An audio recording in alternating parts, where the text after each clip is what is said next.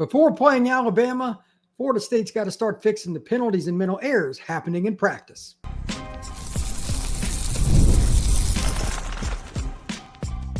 You are Locked On Seminoles, your daily podcast on the Florida State Seminoles. Part of the Locked On Podcast Network, your team every day. Welcome back into Locked On Seminoles. I am your host, Brian Smith, longtime college football recruiting analyst. Thank you for making Locked On Seminoles your first listen each and every day here on the Locked On Podcast Network. Truly appreciate you stopping in to talk some Noles with me. Today's show is brought to you by our friends at FanDuel. Right now, new FanDuel customers can get $150 in bonus bets when your first $5 bet comes home a winner. We're going to be talking about how do you overcome, in a very short amount of time, Florida State being able to fix some of the offensive cohesion, some of the problems also on defense from a recent practice that Florida State had coaches openly discuss, which I appreciate their honesty. But we're just over 3 weeks before the Crimson Tide takes the field against your Florida State Seminoles in Doak Campbell Stadium.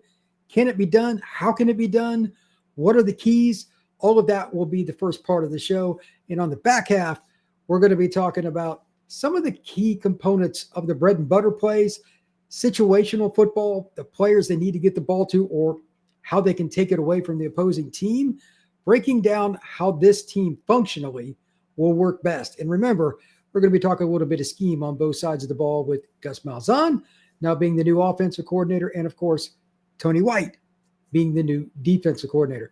But first up, I just want to reiterate what's really not surprising, but still has to be fixed.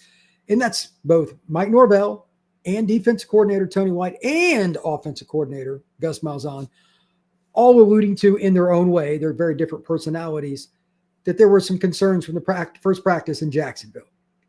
Now, I knew at some point you were going to have a valley for a practice. It happens.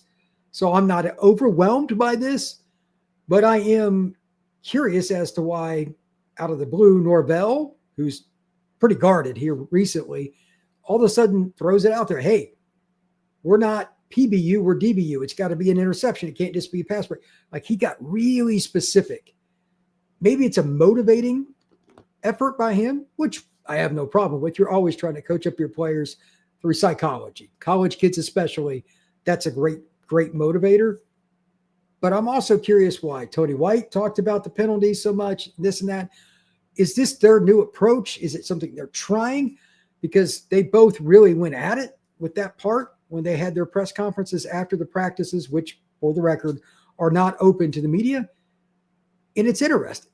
And then when Malzahn, he had his opportunity to communicate, and just other reports in general, he hinted strongly at something that we knew.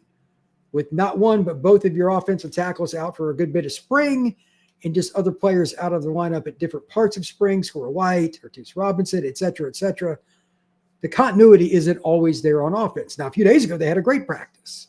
We talked about that here on Locked On Seminoles. But the most recent practice was not.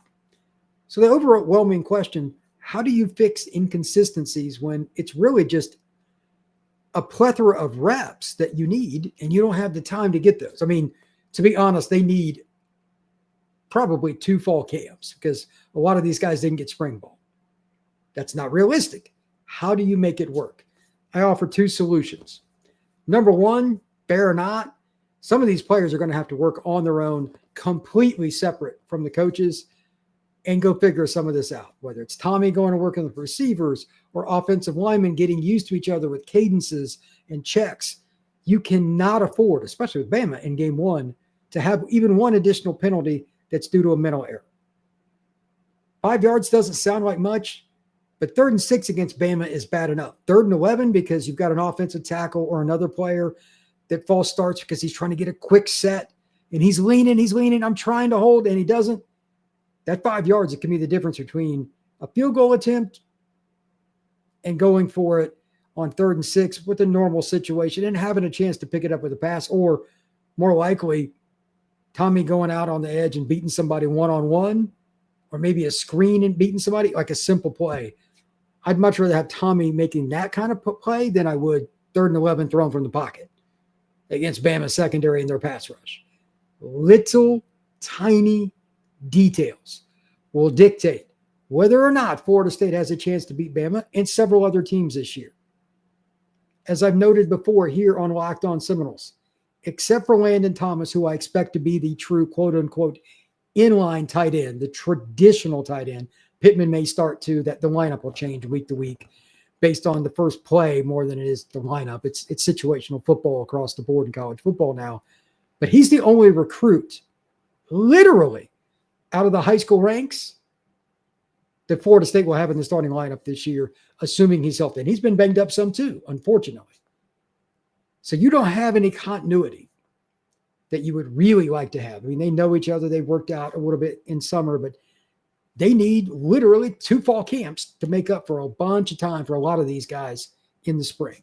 So again, the first one, the players are going to have to go work themselves. And the second one, this is something I'm going to talk about even more in the second part of the show, but bread and butter plays.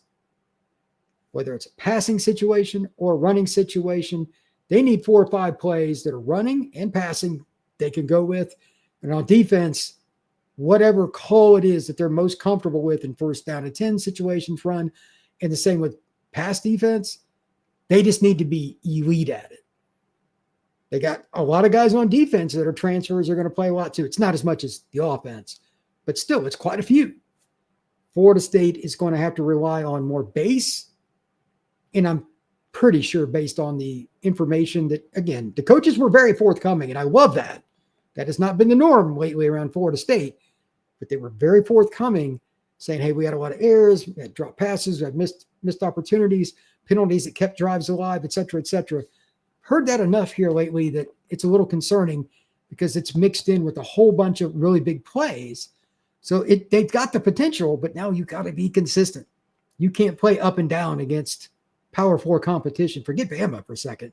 You can't play up and down against Wake Forest. You can't play up and down against Georgia Tech, Boston College, Syracuse, anybody like that.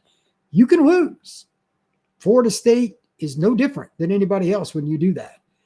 So I'm really curious to see if they come up with a short list. This is also the stubbornness factor I talk about a lot with college coaches. I don't think it'll be as bad with this staff, especially after last year, but reducing the playbook, resist that urge, reduce, because a lot of these guys don't know each other. Don't overwhelm them with paralysis by analysis and insert too much into the game plan against Bama. Finalize what you want to do, even if it becomes pretty clear early in the game against Bama and against everybody else, what you want to do, and just execute. Trying to use a broad stroke of plays, especially on offense when not everybody's together, is probably faulty. And I will be shocked if Malzahn does that. He's a veteran play caller. He's a veteran head coach. He's coached at the high school level. He's coached at the G5 level, SEC, Big 12, now the ACC. Like, he's seen about everything. Defensively, I don't know much about Tony White. Like, I've had the chance to cover Gus and get to know him. Again, I will be shocked if he doesn't fix that. Tony White, I have more questions about because his defense install, from what I can gather, is pretty darn big. But I don't know him. Will he back off and make it easy enough, for especially for some of the younger guys in the secondary, where if one player's out of position, you can strike up the band. It's a touchdown. Or will he make it easy enough? Back off being stubborn. Again, there's that key. Most coaches want their entire playbook in, and everybody know it. It's not realistic. Not in the spring and the fall with young players. Veterans maybe, but with young players, in my experience, they're not that great at retaining information. They're just not ready for that from a maturity standpoint, especially with the new zone defense. Will he back off? We're going to talk about that more here on Locked On Seminoles. Summer sports are in full swing, and whether you're all about baseball under the lights, golf on the green, or high-stakes soccer action, FanDuel is the best way to make every game even more exciting. You've already been following the action. Why not make it a little bit more thrilling? With FanDuel, you can get into the game while your friends are getting sunburned at the beach. With fall camps across college football getting rolling, you've certainly got the over-unders for the win totals. You've got games with a lot of different spreads. You've got player props. There's all kinds of things to do just with college football over at FanDuel. If you're new to FanDuel, new customers can bet just $5 and get $150 in bonus bets if your first bet wins. Open the FanDuel app or go to FanDuel.com to get started.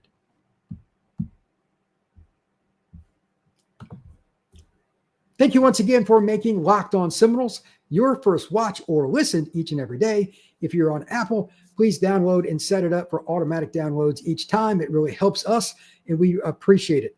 Now let's talk a little bit about the thoughts I was kind of going with there at the end of the first segment regarding Tony White. Would you come after, these are just some of my own questions, would you come after Ty Simpson? And my assumption is he will be the starting quarterback for Alabama, barring something unforeseen. It's possible. It's possible that there could be somebody else, but semi-mobile, not a guy that's going to just run RPO like crazy. The offense that Bama ran last year, that is out the door. You are going to see a more traditional pocket quarterback that they will move the pocket occasionally. Basic stuff. They've got insane amounts of talent at the skill spots. They're not going to ask him to do a lot. But he is inexperienced. So this is where the cat and mouse game begins. And the question I'm about to ask, this isn't like something that's rhetorical or I've got a got you moment. I don't know the answer to this whatsoever. Because they're still installing the defense to really get a feel for who not only knows it on a piece of paper, but can execute it on the field. I'm not sure how much Tony White's going to put in, and rightfully so. He probably doesn't either for the Bama game. I would imagine he's probably not comfortable with the Florida State players being comfortable with even more than a third to a half of the defense at this point. And he shouldn't be. The players, you have to go through games first to know.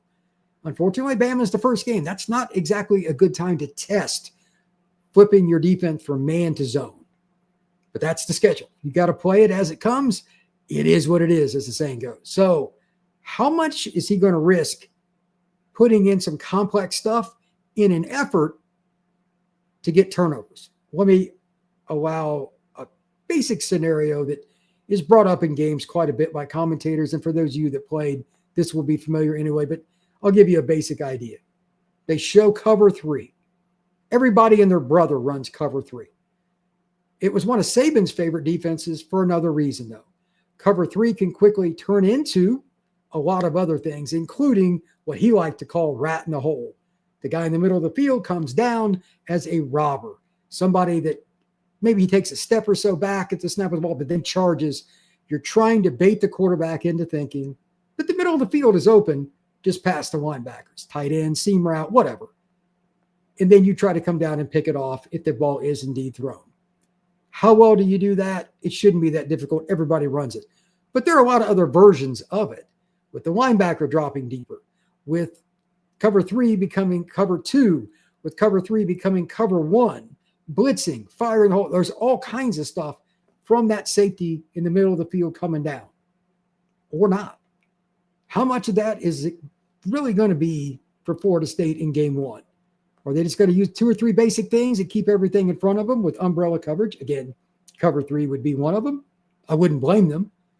Probably do pretty good in run defense, and it will probably help you get a pick at some point, because I don't know if Ty Simpson I would consider super accurate. There's a chance with cover 3 you can get an overthrow for basically a fair catch interception. Hey, you'll take it all day. But are they going to get complex with the robber position? Are they going to get complex with the outside corners? Who's playing deep? Who's playing shallow?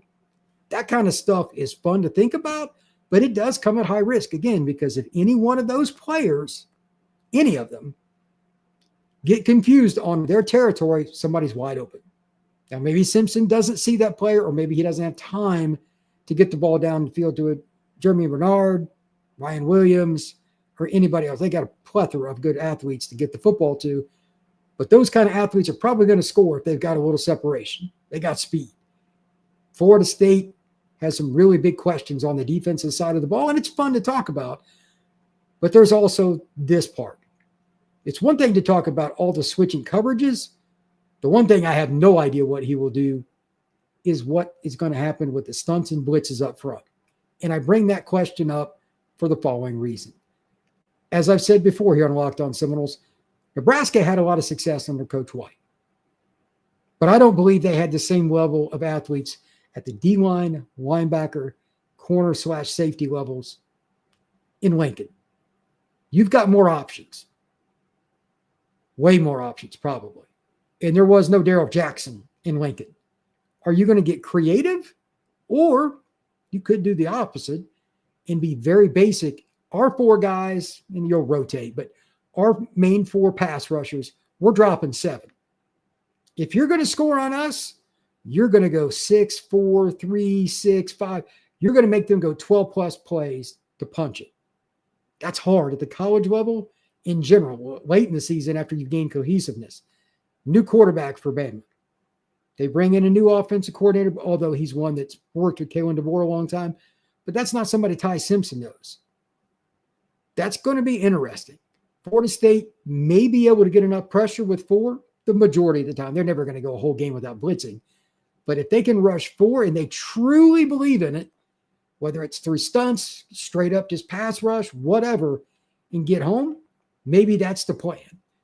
I'm just curious if they're going to mix it up in regards to the stunts and blitzes. You give yourself more opportunities to get burned with a draw play or a basic screen, something like that. But again, it's like risk reward with changing coverages in the back end. Florida State has the opportunity to create more havoc in the backfield. And again, I mean, like James Williams, obviously big Daryl Jackson, Daniel Lyons, KJ Sampson, and McCray, and all these guys are very athletic. Then you got Jason Jenkins, who I don't think will be full go truly for the Alabama game because he won't be in true game shape. He'll play 20 reps, though. You've got a bunch of dudes up front. They're experienced players in some capacity. That doesn't even count Jones, who's emerged.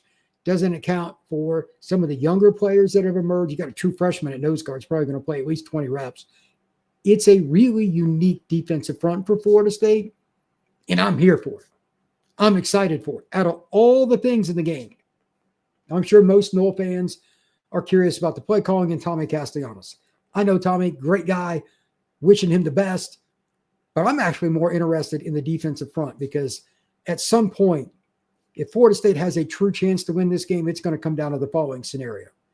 They must prove that they're not going to take Ryan Williams completely away. I mean, not in today's game without the screens, but they must prove they can make Ty Simpson or whoever the quarterback is for Bama beat them from the pocket, making post-snap reads.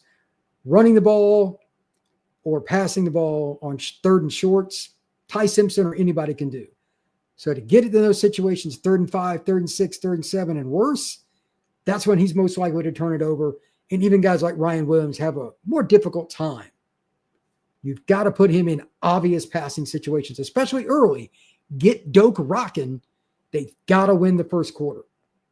If Florida State doesn't win the first quarter, even if it's not necessarily like it could be 0-0 or 7-7, you know what momentum is in a game. And when Doak's rocking, it's one of the most intimidating venues in all of American sport, regardless, college or pro level. I don't care which kind of sport you're interested in. It's intimidating. If they can get that place rocking and get that kid shooken a little bit, maybe a sack, maybe a pick 6, whatever, maybe Darryl jars the ball loose and Elijah Herring picks it up and scores. I don't know what it is, but anything like that, if they can get that in that first quarter, change the mojo and the overall momentum, then Florida State's got a shot. That first quarter is important, but to do it, that defensive front, and it's kind of hard to define, but maybe they'll come after him, maybe they won't. I really don't know. They might just mix it up a little bit because they're throwing mud at a wall to try to figure out what rattles that guy. Nobody really knows. I think he's got 50 career passes or something like that through 3 years. It's not like Ty Simpson's played a ton of football, but the bottom line, again, is simple. He's a guy you got to figure out real quick and make him beat you. Don't allow their deep room. The running backs, and obviously Ryan Williams cannot be the reason Alabama wins. Must mitigate what he's able to do, especially on 3rd downs. When we come back, we're going to talk a little bit more about the bread and butter plays and how I think Florida State is going to be able to simulate a game plan that fits around Tommy as well as Daryl Jackson. That is next here on Locked On Seminoles.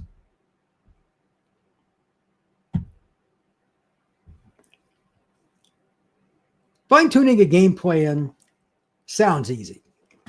Everybody is an armchair quarterback when their favorite football team is on TV or they're in the stands, whatever it may be. Maybe you're in the barbershop just talking about, hey, they should go deep this week. Whatever it may be, it's not that simple, especially when the team you're going against is full of NFL talent like Alabama. So I asked the following question to anybody, and please comment down below, comment on Apple, comment on YouTube, wherever you are. What do you think Florida State's best plan of attack is? Let's start on the offensive side of the ball. Do you think they should be run heavy early in the game? Let's just first quarter here. Let's just talk first quarter.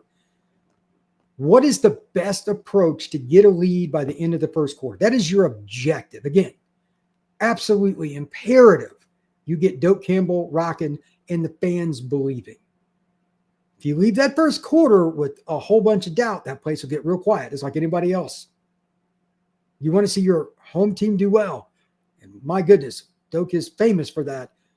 But after last year, it's going to be a little easier for them to get quiet and be sitting on their hands if it's not going well. So how do you get that first drive and gain some momentum? Are you going to take a shot? Are you going to screen Bama a lot? That's one of the things I would do because I think they'll be pretty aggressive trying to get Tommy to throw it to the wrong team. I get it. Screens would be part of my game plan. Jalen Lucas would absolutely be in my game plan. And I would probably use a lot of motion with Deuce to see if I could come up with a matchup because they have to switch or put him in a situation where he's got a linebacker on him after the catch, maybe some kind of rub route, some basic stuff to get Tommy casting on us off to a hot start and your best player or players, as it may be, the football in space. But what about that run game? You know Gus wants to get it going, and he's pretty basic. He's going to run a little GT maybe, some inside zone, maybe a quarterback power, quarterback trap, basic stuff. Anything else you want to add to that? Let me throw out buck sweep as a possibility, pull the guards, act like Tommy's going to go that way, then cuts back as the defense drops down.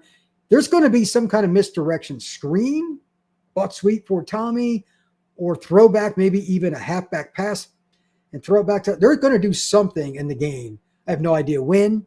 Wouldn't be surprised if that was in the first quarter. They're going to try to stun Bama. I don't know if it'll work. But the idea is to make the backside pressure and their speed hesitate because they're thinking. That's one of the old school approaches to beating an overly aggressive defense. Teams used to do it against Florida State, to be honest, when they were the most athletic team in college football in the late 90s. Running reverses, running misdirection, some of that stuff to try to keep Florida State from just absolutely swarming to the football. It worked sometimes, but it was high risk, high reward. Every now and then it got just smoldered under by their relentless pressure. So the same thing with Bama, you've got to pick your spots. So if you were the play caller, how would you approach it? Would you really try to just ram it down Bama's throat, be kind of conservative early, maybe take a shot to Deuce? There's nothing wrong with that either. Or would you go with more of the approach that I'm talking about, screens and a lot of misdirection, try to confuse them, and really try to focus on that first couple of drives, getting at least one score in?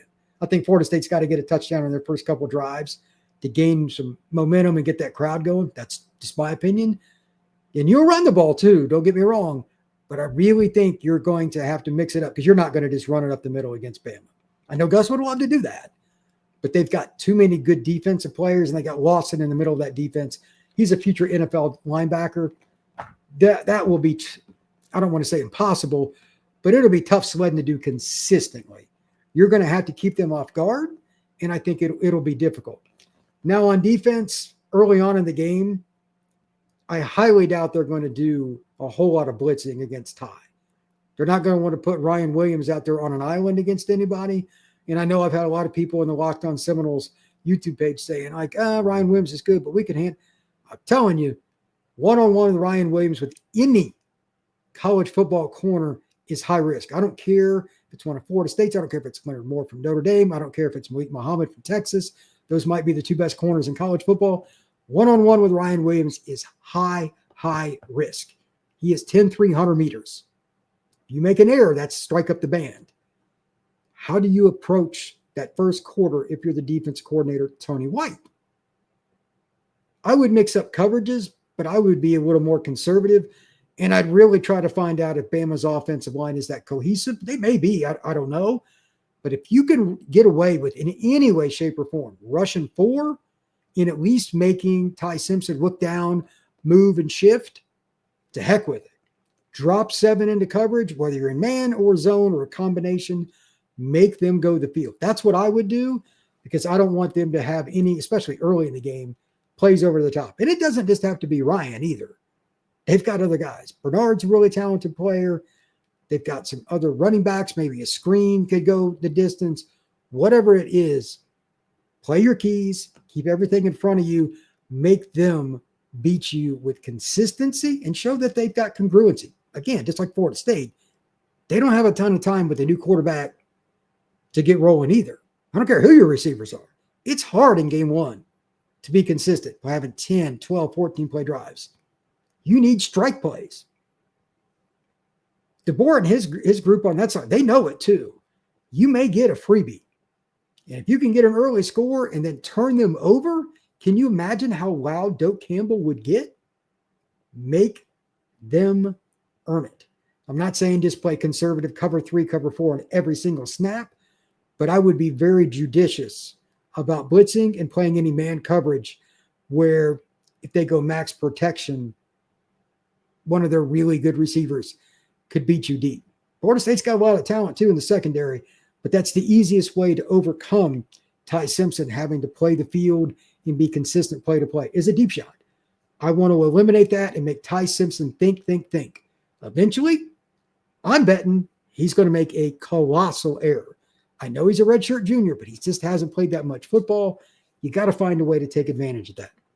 Thank you once again for making Locked On Seminoles your first listen each and every day here on the Locked On Podcast Network. Please like and subscribe. And if you're on Apple, please connect with automatic downloads. We truly appreciate it. Everybody have a good one. We'll see you again soon here on Locked On Seminoles.